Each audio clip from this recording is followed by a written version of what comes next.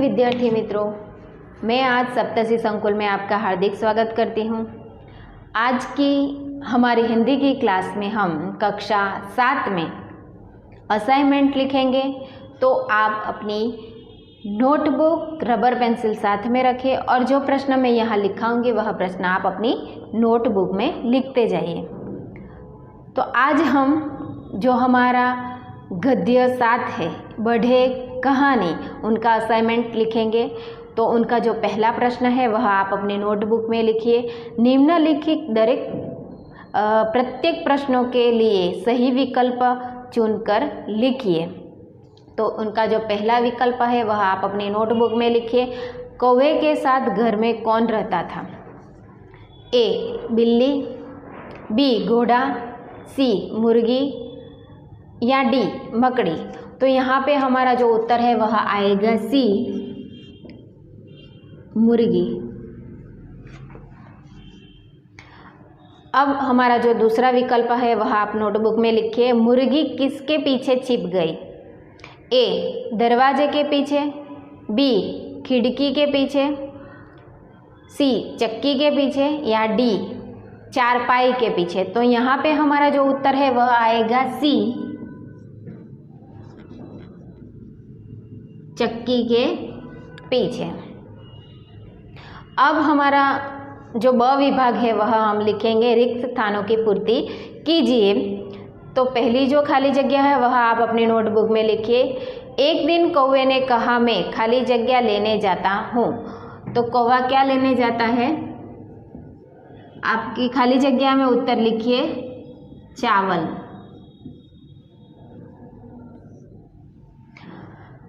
दूसरी खाली जगह आप लिखिए मुर्गी ने सारे दाने खाली जगह को दे दिए। तो यहाँ पे आपका उत्तर आएगा घोड़े को दे दिए।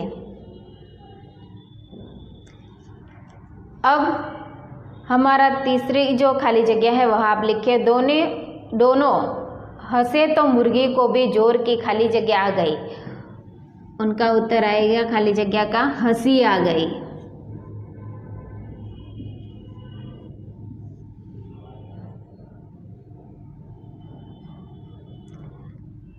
अब हम उनका जो क विभाग है वह लिखेंगे। सही वाक्यांश चुनकर पूरा वाक्य फिर से लिखिए।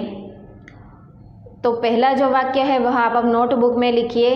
बादशाह ने किस उम्मीदवार को नई वजीर के पद पर नियुक्त किया? ए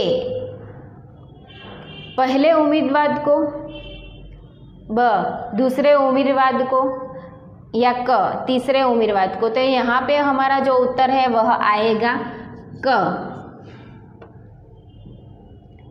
तीसरे उम्मीदवार को।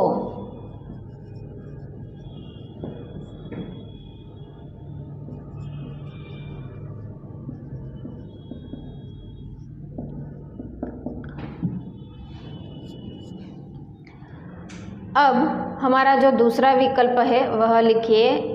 सिंह कुएं में क्यों कूदा? अ पानी पीने के लिए, ब परछाई को दूसरा सिंह समझ कर, या क खरगोश को मारने के लिए। तो यहाँ पे हमारा उत्तर आएगा ब परछाई को दूसरा सिंह समझ कर। अब हमारा जो द विभाग है वह हम लिखेंगे। निम्नलिखित प्रश्नों के उत्तर एक एक वाक्य में लिखिए। तो हमारा जो पहला प्रश्न है वह आप नोटबुक में लिखिए। चमत्कारी मुर्गी क्या देती थी? तो उनका उत्तर लिखिए। चमत्कारी मुर्गी सोने के अंडे देती थी।